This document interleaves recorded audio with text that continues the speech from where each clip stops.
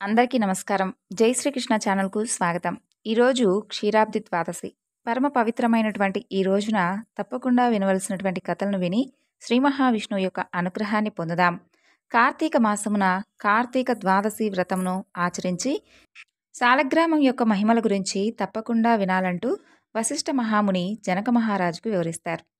ఆ యొక్క కథ గురించి ఇప్పుడు మనం తెలుసుకుందాం.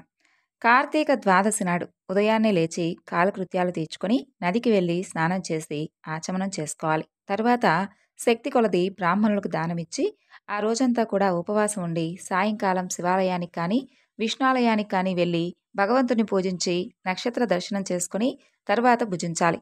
ఈ విధంగా చేసిన వారికి సకల సంపదలు కలగడమే కాకుండా మోక్షం కూడా పొందుతారు. కార్తీక శుద్ధ ద్వాదశి వ్రతం శ్రీ మహావిష్ణువుకు ఎంతో ప్రీతికరం. ఈ రోజున శ్రీమంతులు ఎవరైనా కానీ ఆవు కొమ్ములకు బంగారు తొడుగులు తగిలించి ఆవు కాళ్లకు వెండి డెక్కలు తగిలించి దూడతో సహా బ్రాహ్మణుడికి దానమిస్తే ఆ యొక్క ఆవు శరీరమందు ఎన్ని రోమాలైతే ఉంటాయో అన్ని సంవత్సర కాలాలు ఇంద్రలోకంలో స్వర్గ సుఖాలను పొందుతారట. అలాగే ఈ రోజున బంగారు తులసి చెట్టును కానీ శాలగ్రామాన్ని కానీ ఒక బ్రాహ్మణుడికి దానమిస్తే 4 సముద్రాల మధ్య ఉన్నటువంటి భూమిని దానం చేసినంతటి ఫలితం కలుగుతుంది. ఇందుకు నిదర్శనంగా ఒక కథ ఉంది. అదేమిటో శ్రద్ధగా ఆలకించు అంటూ వశిష్ఠ మహాముని ఈ విధంగా తెలియజేశారు. పూర్వం అఖండ గోదావరి నదీ తీరమందు ఒకానొక పల్లె ఉంటుంది. ఆ పల్లెలో ఒక వైశ్యుడు నివసిస్తూ ఉండేవాడు. అతను ఎంతో దురాశాపరుడై నిత్యం ధనాన్ని కూడబెట్టుకుంటూ తాను అనుభవించకుండా ఇతరులకు పెట్టకుండా పేదవాళ్లకు కూడా దాన ధర్మాలు చేయకుండా ఎప్పుడూ కూడా పరనిందలతో తానే గొప్ప శ్రీమంతుడుగా విర్రవీగుతూ ఏ జీవికి ఎలాంటి ఉపకారమైనా చేయకుండా పరుల యొక్క ద్రవ్యాన్ని అపహరిస్తూ ఉంటాడు. ఇక ఆ విధమైనటువంటి కుత్సితమైనటువంటి బుద్ధి కలిగి ఉండి అతను ఎప్పుడూ కూడా కాలం గడుపుతూ ఉండేవాడు. అతను ఒకనాడు తన గ్రామానికి సమీపంలో ఉన్నటువంటి పల్లెలో నివసిస్తున్నటువంటి ఒక బ్రాహ్మణుడుకు తన వద్ద ఉన్నటువంటి ధనాన్ని పెద్ద వడ్డీకి అప్పుగా ఇస్తాడు. మరికొంతకాలానికి తన సొమ్మును తనకివ్వమంటూ అడగగా ఆ విప్రుడు, అయ్యా, తమకు ఇవ్వవలసినటువంటి ధనం ఒక నెల రోజుల్లో తప్పకుండా ఇస్తాను. మీ రుణాన్ని ముంచుకోను. ఈ జన్మలో తీర్చని ఎడల మరుజన్మలో మీ ఇంట ఏ జంతువుగానైనా పుట్టైనా కానీ మీ రుణాన్ని తీర్చుకుంటానని చెప్పి సవినయంగా వేడుకుంటాడు. ఆ మాటలకు ఆ యొక్క వైశ్యుడు మండిపడి, అలా వీల్లేదు, నా సొమ్ము నాకిప్పుడే కావాలి, లేని ఎడల నీ కంఠాన్ని నరికి వేస్తానని చెప్పి కోపం కొలది వెనక ముందు ఆలోచించకుండా తన యొక్క మొలనున్నటువంటి కత్తితో ఆ బ్రాహ్మణుడు కుతికను కోసివేస్తాడు. వెంటనే ఆ బ్రాహ్మణుడు కిలకిలా తన్నుకొని చనిపోతాడు. ఆ వైశ్యుడు భయపడి అక్కడ ఉంటే రాజభటులు వచ్చి అతన్ని తీసుకుని వెళ్తారని చెప్పి భయపడి ఆ గ్రామం నుండి పారిపోతాడు. బ్రాహ్మణ హత్య మహాపాపం కాబట్టి అప్పటి నుండి ఆ వైశ్యుడుకు బ్రహ్మహత్యా పాపం ఆవహించి కుష్ఠవ్యాధి కలిగి నానా బాధలు పడుతూ మరికొన్నాళ్లకు మరణిస్తాడు. కథ గురించి తెలుసుకునే ముందు చాలామంది ఎన్నో సమస్యలను ఎదుర్కొంటూ ఉంటాం కదండి. ఆ సమస్యల నుండి బయటపడలేక ఎన్నో ఇబ్బందులను ఎదుర్కోవాల్సినటువంటి పరిస్థితులు ఏర్పడతాయి. అలాంటప్పుడు మనకు తెలిసినటువంటి గురువుగారి సలహా పొందాలని ఎవరికైనా అనిపిస్తుంది కదా. అమ్మవారి ఆశీస్సులతో జ్యోతిష్యం చెబుతారండి గురువుగారు. చాలా చక్కగా ఉన్నది ఉన్నట్లుగా మన గురించి, మనం ఏ సమస్య గురించి అయితే బాధపడుతున్నామో ఆ సమస్యకు తగినటువంటి పరిష్కార మార్గాన్ని ఒక చక్కని పూజల రూపంగా కానీ లేదంటే పరిహార మార్గంగా కానీ మనకైతే శాశ్వతమైనటువంటి పరిష్కార మార్గాన్ని తెలియజేస్తారు. ఇక్కడ స్క్రీన్ మీద కనిపిస్తున్నటువంటి ఈ నెంబర్కు కాల్ చేసి మీ సమస్య ఏమిటో గురువుగారికి తెలియజేసి ఆ సమస్య నుండి బయటపడేటటువంటి పరిష్కారాన్ని పొందండి. చాలా నమ్మకమైనటువంటి గురువుగారు, ఒకసారి ప్రయత్నించి చూడండి. ఇక కుష్ఠవ్యాధితో మరణించినటువంటి ఆ యొక్క వైశ్యుడి వద్దకు యమదూతలు వస్తారు. అతను తీసుకుని వెళ్ళి రౌరవాది నరకాల్లో పడేస్తారు. ఇక ఆ వైశ్యుడికు ఒక కుమారుడు ఉంటాడు. అతని పేరు ధర్మవీరుడు. అతని పేరుకు తగిన విధంగానే తండ్రి సంపాదించినటువంటి ధనాన్నంతా కూడా దాన ధర్మాలు చేస్తూ పుణ్యకార్యాలు ఆచరిస్తూ ఉండేవాడు. నీడ కోసం చెట్లు నాటించేవాడు. నూతులు, చెరువులు తవ్విస్తూ సకల జనులను సంతోషపెడుతూ మంచి కీర్తిని సంపాదిస్తాడు. అయితే అలా ఉండగా కొంతకాలానికి త్రిలోక సంచారి అయినటువంటి నారదుల వారు యమలోకాన్ని దర్శించి భూలోకానికి వచ్చి త్రోవలో వెళుతూ ఈ ధర్మవీరుని ఇంటికి వస్తాడు. ధర్మవీరుడు నారదుల వారికి సాష్టాంగ దండ ప్రణామాలు ఆచరించి సాక్షాత్తు శ్రీ మహావిష్ణువుగా భావించి అర్ఘ్యపాద్యాది విధుల చేత ఆయన చక్కగా సత్కరించి చేతులు జోడించి, మహానుభావా, నా పుణ్యం కొలది నేడు తమ యొక్క దర్శనం నాకు లభించింది. నేను ధన్యుడనయ్యాను. నా జన్మ తరించింది. నా ఇల్లు పావనమైనది. శక్తి కొలది నేను చేసినటువంటి ఈ యొక్క సత్కారాలన్నింటినీ కూడా స్వీకరించి తమరు వచ్చినటువంటి కార్యం ఏమిటో చెప్పండి అంటూ సవినయంగా వేడుకుంటాడు. అప్పుడు నారదుల వారు చిరునవ్వు నవ్వి, ఓ ధర్మవీరా, నేను నీకొక హితం చెబుతాను, విను. మహావిష్ణువుకు కార్తీక మాసంలో వచ్చినటువంటి శుద్ధ ద్వాదశి మహాప్రీతికరమైనటువంటి రోజు. ఆ రోజున స్నాన దాన జపాదులు ఏమి చేసినా కూడా అత్యంత ఫలం కలుగుతుంది. 4 జాతుల్లో ఏ జాతి వారైనా, స్త్రీ అయినా, పురుషుడైనా, జారుడైనా, చోరుడైనా, పతివ్రత అయినా, వ్యభిచారి అయినా, కార్తీక శుద్ధ ద్వాదశి రోజున సూర్యుడు తులారాశి యందు ఉండగా నిష్టగా ఉపవాసముండి సాలగ్రామ దానాలు చేసిన ఎడల వెనుకటి జన్మల యందు ఈ జన్మ యందు చేసినటువంటి పాపాలు కూడా నశించిపోతాయి. నీ తండ్రి యమలోకంలో మహానరకాన్ని అనుభవిస్తున్నాడు. అతన్ని ఉద్ధరించడం కోసమైనా నీవు సాలగ్రామ దానం చేయక తప్పదు. అలా చేసి నీ తండ్రి రుణం తీర్చుకో అని చెబుతాడు. అప్పుడు ధర్మవీరుడు, నారద మునివర్యా, నేను వెనుకట జన్మలయందు ఈ జన్మయందు చేసినటువంటి పాపాలు పోతాయని చెబుతున్నారు కదా, అలాగే నా తండ్రి యమలోకంలో ఎన్నో నరకాలను అనుభవిస్తున్నాడని చెప్పారు కదా, మరి అతన్ని ఉద్ధరించడం కోసం నేను సాలగ్రామ దానం చేయక తప్పదు అని చెబుతున్నారు.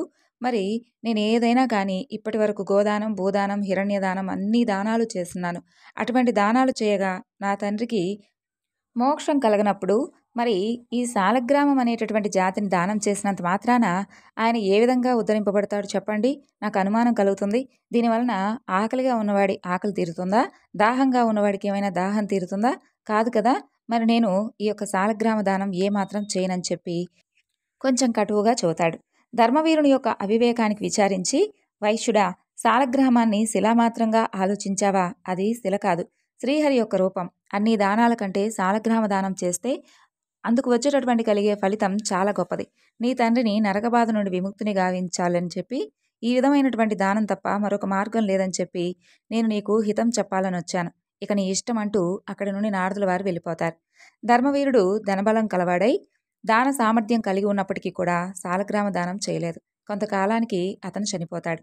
నారదుడు చెప్పినటువంటి హితబోధను పెడచేయున పెట్టడం వలన మరణానంతరం 7 జన్మల యందు పులి అయి పుట్టి, అలాగే తరువాత 3 జన్మల యందు వానరమై పుట్టి, 5 జన్మలు ఎద్దుగా పుట్టి, 10 జన్మలు మానవ స్త్రీగా పుట్టి, 10 జన్మలు పందిగా జన్మించి ఉంటాడు. అలా జరిగిన తర్వాత 11వ జన్మలో ఒక పేద బ్రాహ్మణుడు ఇంట స్త్రీగా పుట్టి, ఆమెకు యవ్వన కాలం రాగా ఆ యొక్క పేద బ్రాహ్మణుడు ఒక విద్వాంసుడికి ఇచ్చి వివాహం జరిపిస్తాడు. వివాహం జరిగినటువంటి కొంతకాలానికి ఆమె భర్త చనిపోతాడు.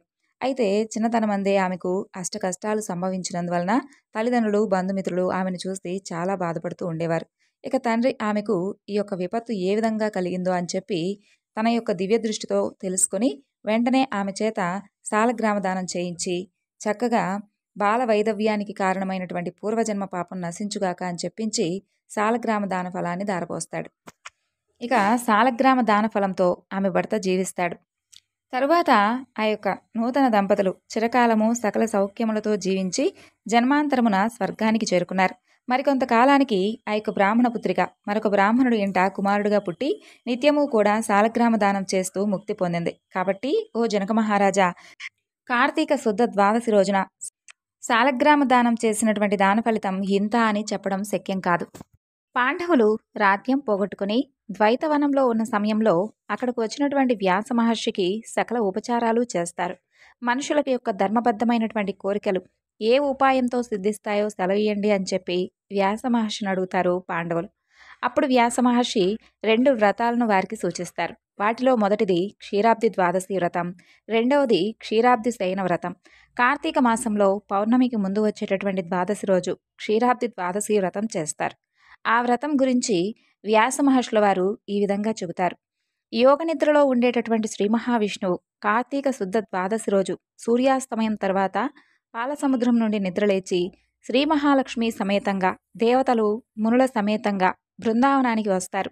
ఈరోజు ఎవరైనా కానీ తులసి పూజ చేసి భక్తితో దీపదానం చేస్తారో వారు మరణానంతరం వైకుంఠానికి చేరుకుంటారని స్వామివారు వరం ఇచ్చాడని చెప్పి వ్యాస మహర్షి వివరించి ఆ యొక్క వ్రత విధానం కూడా వారందరికీ వివరంగా చెబుతారు.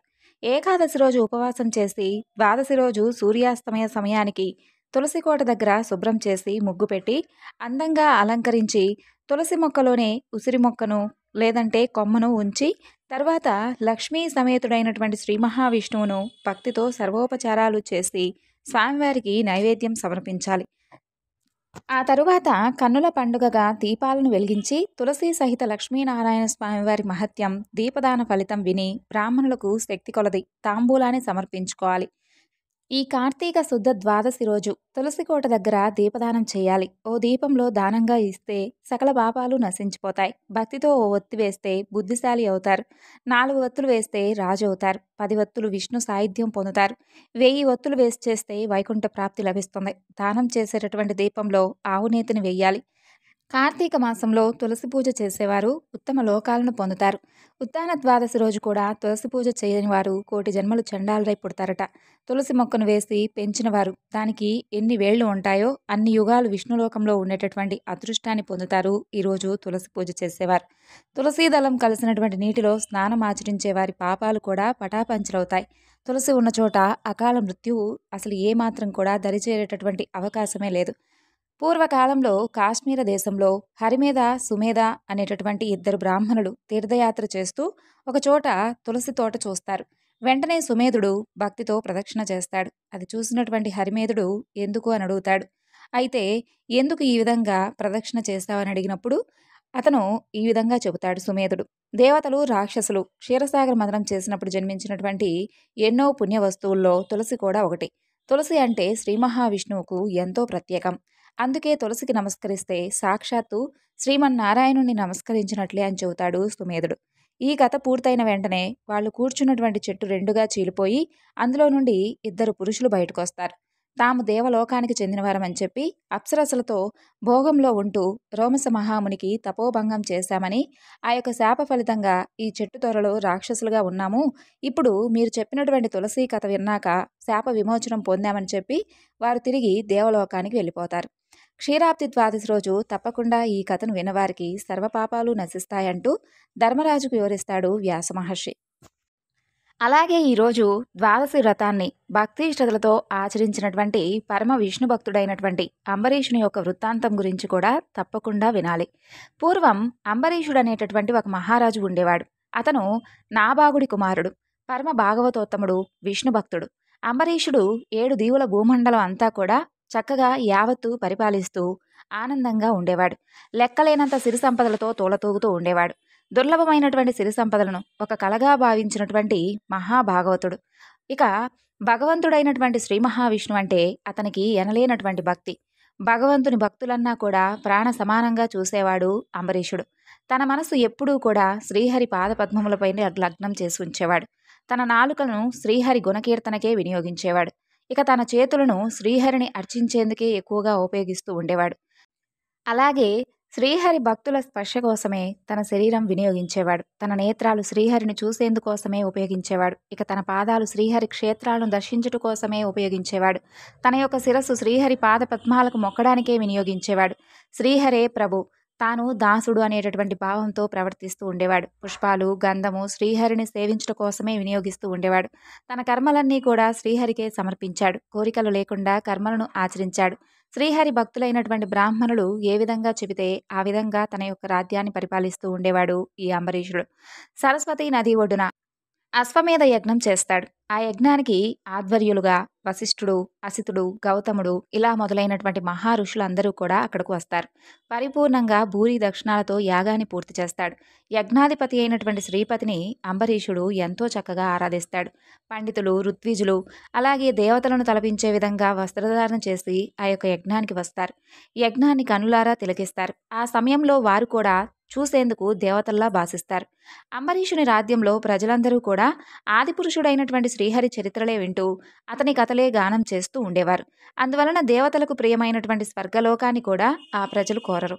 తమ హృదయంలో శ్రీహరినే దర్శించుకుంటూ ఇతర భోగాల వైపుకు మనసు పోనివ్వకుండా మహదానందాన్ని పొందుతూ ఉండేవారు. ఈ విధంగా అంబరీషుడు భక్తితత్వంతో స్వధర్మాన్ని పాటిస్తూ రాజ్య పరిపాలన చేస్తూ ఉండేవాడు. సిరి సంపదలు, సేవకులు, భార్యా పిల్లలు అన్నీ కూడా అసత్యమే అని చెప్పి భావించేవాడు. అతని యొక్క నిరంతర భక్తికి ప్రసన్నుడైనటువంటి శ్రీహరి అతన్ని రాజ్యాన్ని రక్షించాలని చెప్పి తన సుదర్శన చక్రాన్ని నియమిస్తాడు. అంబరీషుని భార్య పేరు శీలవతి. భార్యాభర్తలిద్దరూ కలిసి ద్వాదశి వ్రతం 1 సంవత్సర కాలం పాటు చేస్తారు. భక్తి శ్రద్ధతో శ్రీహరిని ఆరాధిస్తారు. వ్రతం పూర్తయ్యాక కార్తీక మాసంలో 3 రాత్రులు ఉపవాసం ఉంటాడు. ద్వాదశి రోజు యమునా నదిలో స్నానం చేసి మధువనంలో శ్రీహరిని అర్చిస్తాడు. సర్వోపచారాలతో మహాభిషేకాన్ని విధి విధానంగా చేస్తాడు. బ్రాహ్మణులను, సిద్ధులను పూజిస్తాడు. బంగారం, వెండి వస్తువులతో అలంకరించినటువంటి 60 కోట్ల పాడి ఆవులను బ్రాహ్మణులకు దానంగా ఇస్తాడు. వాటితో పాటుగా షడ్రశోపేతంగా బ్రాహ్మణులకు అన్న సమారాధన చేస్తాడు. వాళ్ళ అనుమతి తీసుకొని పారణ చేయాలని చెప్పి సిద్ధపడతాడు. ఇక పారణ అంటే ద్వాదశి గడియలు వెళ్లకుండా భుజించాలి అనేటటువంటి నియమం అన్నమాట. సరిగ్గా అదే సమయానికి అక్కడకు దూర్వాస మహాముని అతిథిగా వస్తాడు. అతన్ని చూడగానే అంబరీషుడు లేచి నమస్కరిస్తాడు. ఆసనం నియమించి కూర్చోమని చెప్తాడు. విధి విధానంగా ఆయనకు అతిథి పూజ చేస్తాడు. పాదాభివందనం చేసి భోజనానికి కూడా ఆహ్వానిస్తాడు అంబరీషుడు.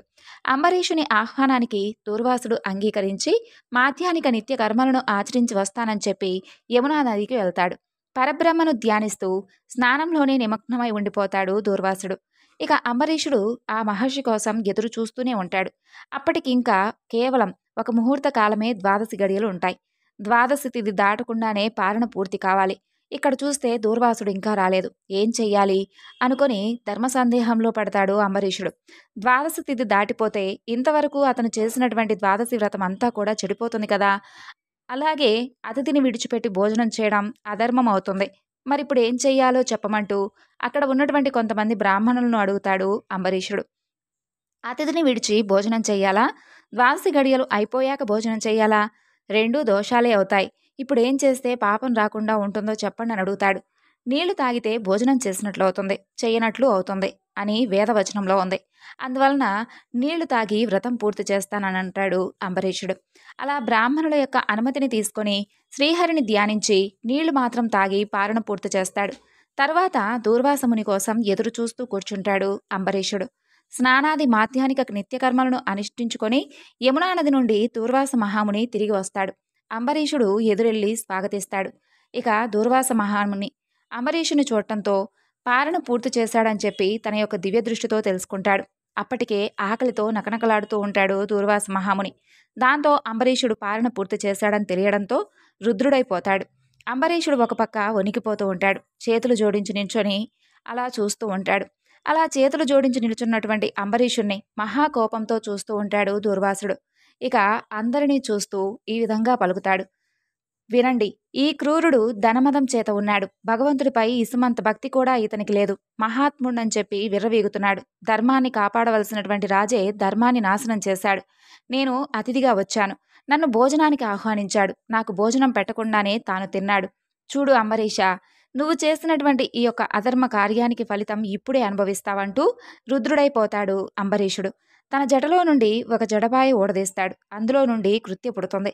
అంబరీషుని హతమార్చడం కోసం ఆమెను పుట్టిస్తాడు దుర్వాసుడు. ప్రళయాగ్నిలా మంటలు కక్కుతూ పెద్ద కత్తిని పట్టుకొని ఆ యొక్క కృత్య అంబరీషుని మీదకు వెళ్తుంది. ఆ కృత్య నడుస్తూ ఉంటే భూమి మొత్తం కంపిస్తుంది. ఆ కృత్యను చూసి అంబరీషుడు కించిత్ కూడా చలించలేదు, అడుగు వెనక్కి వేయలేదు. పురుషోత్తముడైనటువంటి శ్రీహరి తన భక్తుని రక్షించడం కోసం ముందుగానే సుదర్శన చక్రాన్ని నియమించాడని చెప్పుకున్నాం కదా.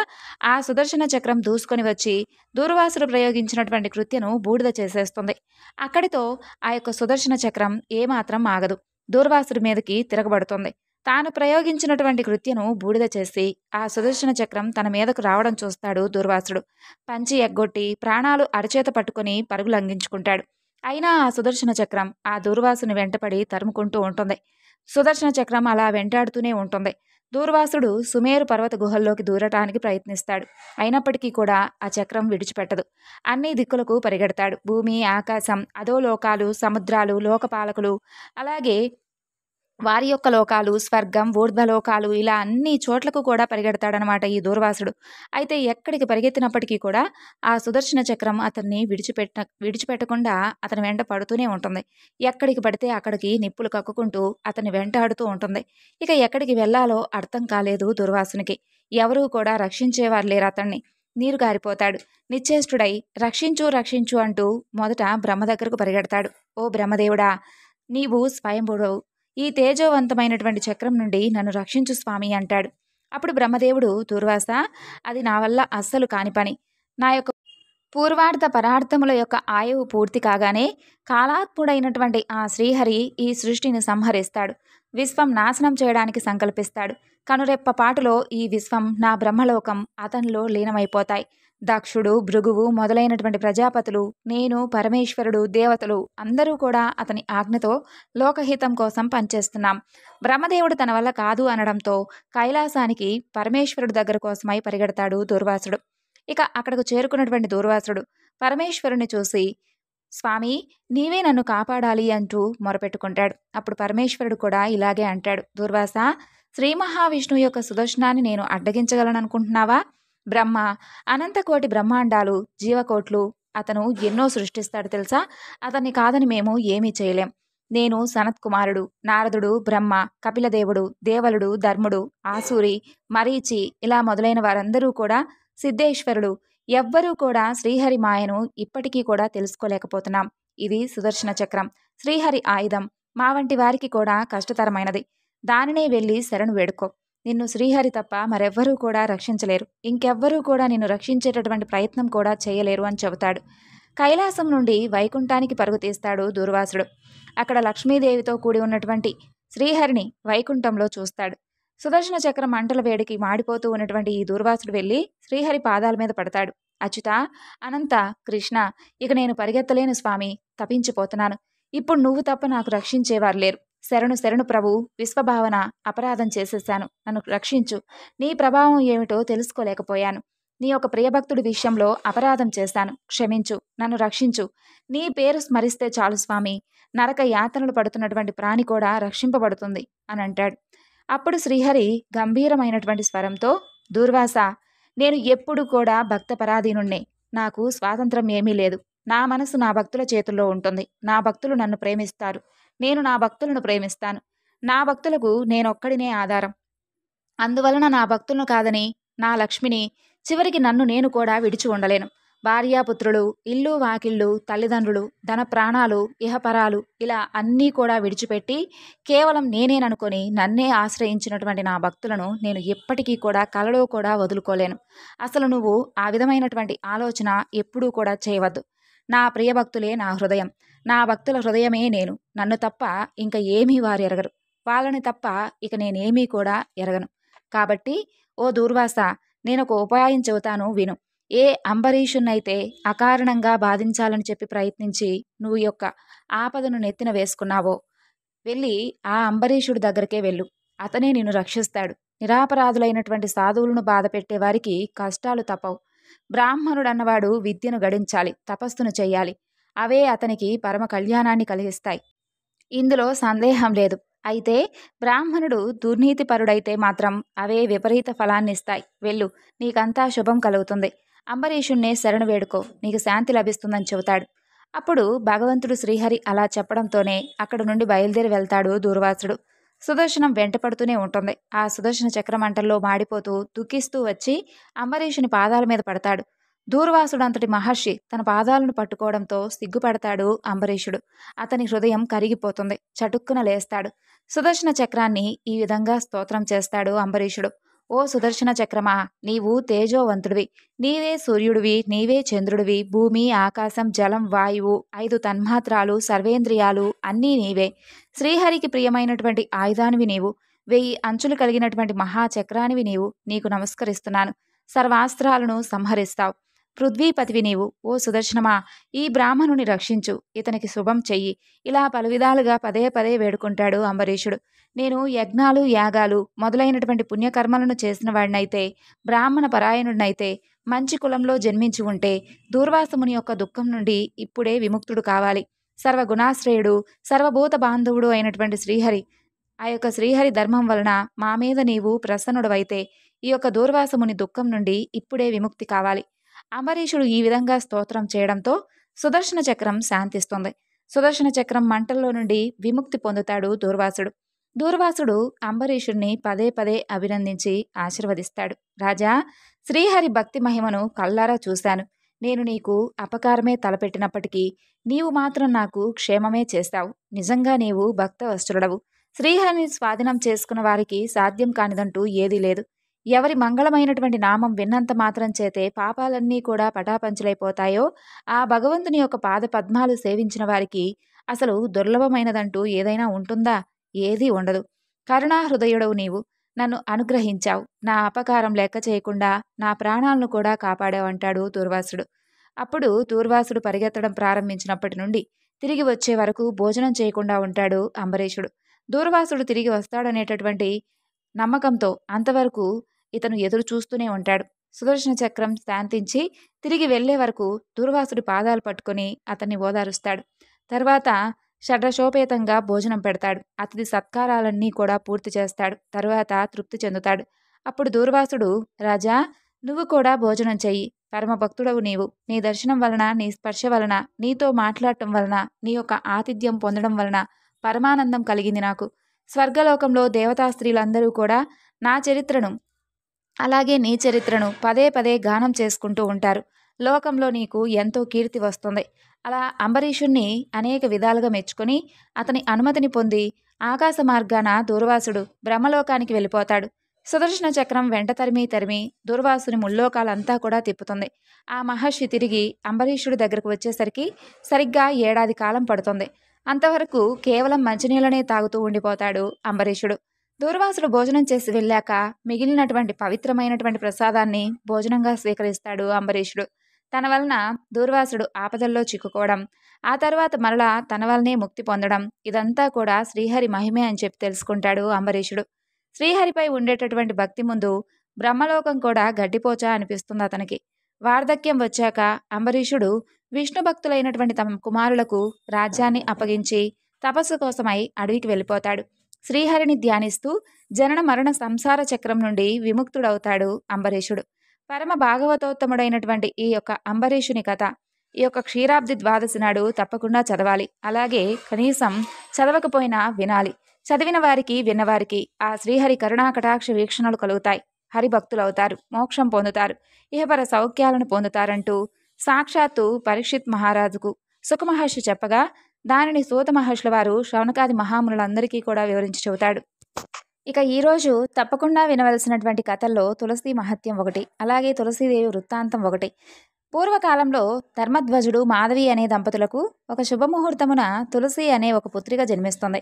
ఆమె ఎంతో దివ్యమైనటువంటి తేజస్సుతో వెలిగిపోతూ దినదిన ప్రవర్ధమానంగా పెరుగుతూ ఉంటుంది. తల్లిదండ్రులు ఆమెను ఎంతో గారాబంగా పెంచి పెద్ద చేస్తారు. ఆమె తన ఆటపాటలతో వారిని ఎంతో చక్కగా మురిపిస్తూ ఉండేది. కొంతకాలానికి ఆమెకు యుక్త వయసు వస్తుంది. అతిలోక సౌందర్యవతిగా రూపొందినటువంటి ఆమెకు తగినటువంటి వరుడి కోసమై తల్లిదండ్రులు ప్రయత్నాలు మొదలు పెడతారు. తల్లిదండ్రుల ప్రయత్నం తెలుసుకున్నటువంటి తులసి తాను సాక్షాత్తు శ్రీమన్నారాయణుణ్ణి తప్ప వేరెవ్వరినీ కూడా వివాహం చేసుకోనని చెప్పి తెగేసి చెబుతుంది. ఆమెకున్నటువంటి దృఢ సంకల్పానికి ఆ దంపతులు ఇద్దరూ కూడా ఆశ్చర్యపోతారు. సాక్షాత్తు శ్రీ మహావిష్ణువునే వివాహం ఆడటమంటే అంత తేలికైనటువంటి పని కాదంటూ ఆమెకు నచ్చజెప్ప చూస్తారు. కానీ ఆమె మాత్రం చెలించలేదు. తాను తప్పకుండా ఆ స్వామినే పరిణయమాడతానని చెప్పి అడవికి వెళ్ళి ఘోరమైనటువంటి తపస్సును చేయడం ప్రారంభిస్తుంది. అకుంఠితమైనటువంటి దీక్షతో తులసి చేస్తున్నటువంటి తపస్సుకు ముల్లోకాలు తల్లడిల్లిపోతాయి. దేవతలందరూ కూడా భయకంపితులవుతారు.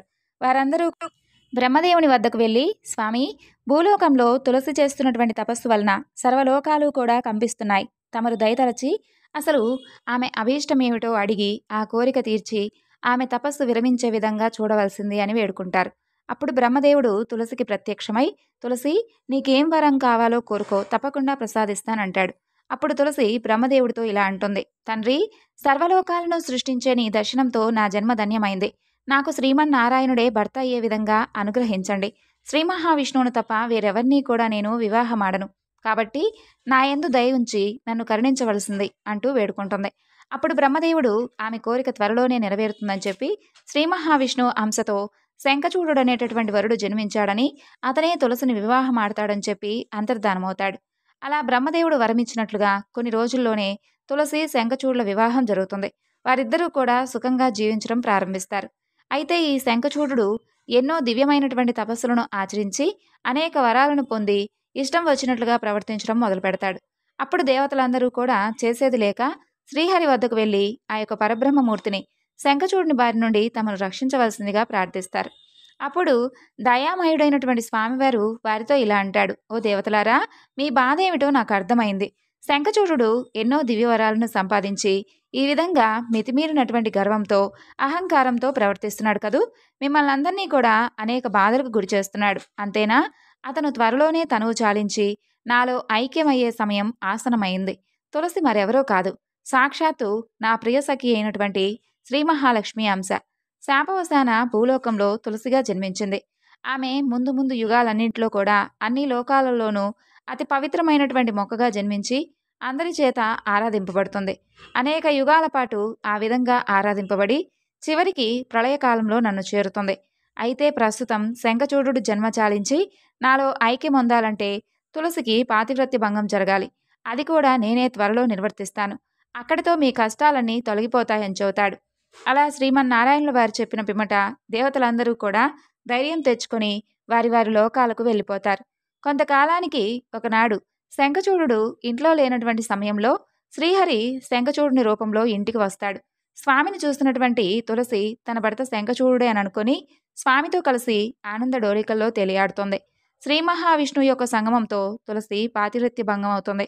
జరిగినటువంటి విషయం తెలుసుకున్నటువంటి తులసి శ్రీహరిని శిలగా మారమంటూ శపిస్తుంది. ఆ శాపాన్ని విన్నటువంటి శ్రీహరి చిరునవ్వుతో తులసితో ఇలా అంటాడు: చూడు తులసి, ఈ సృష్టి ఆదిలో నా విరాట్ స్వరూపంలో నీవు మహాలక్ష్మి అంశవి. శాపవశాన ఈ విధంగా భూలోకంలో తులసిగా జన్మించావు.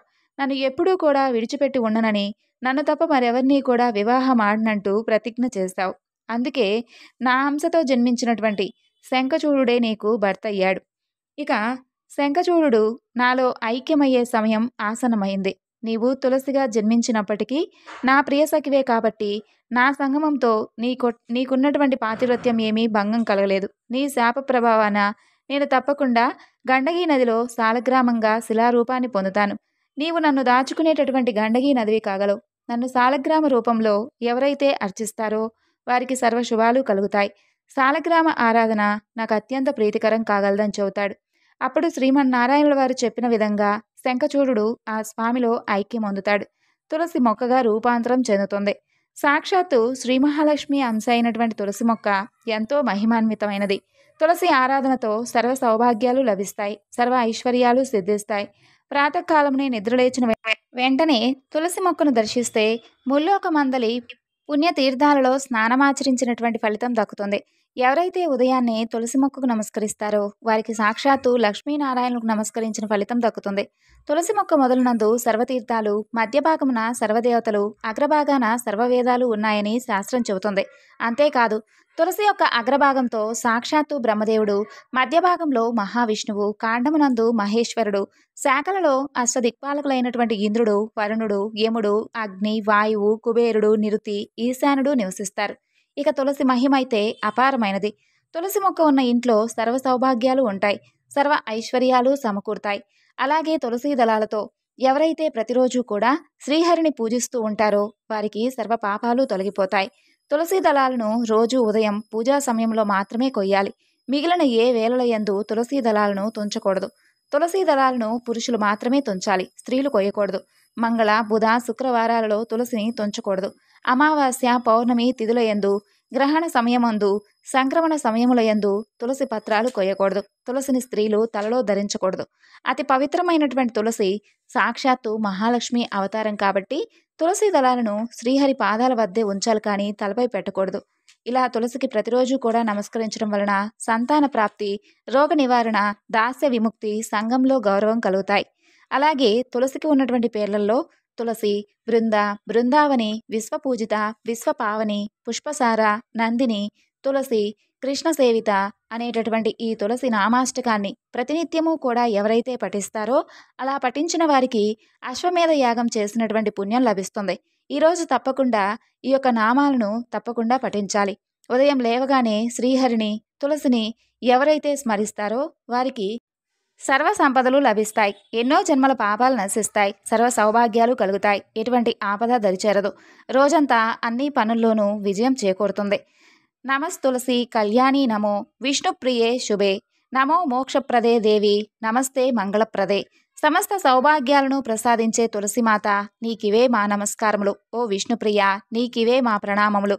సమస్త ఐశ్వర్యాలను ప్రసాదించేటటువంటి తులసిమాతకు మనందరం కూడా నమస్కారములు తెలియజేసుకుంటూ ఈ యొక్క క్షీరాబ్ది ద్వాదశి నాడు తప్పకుండా ఆ తులసిమాత అనుగ్రహాన్ని ప్రతి ఒక్కరూ కూడా పొందాలని కోరుకుంటున్నాను. జై శ్రీకృష్ణ.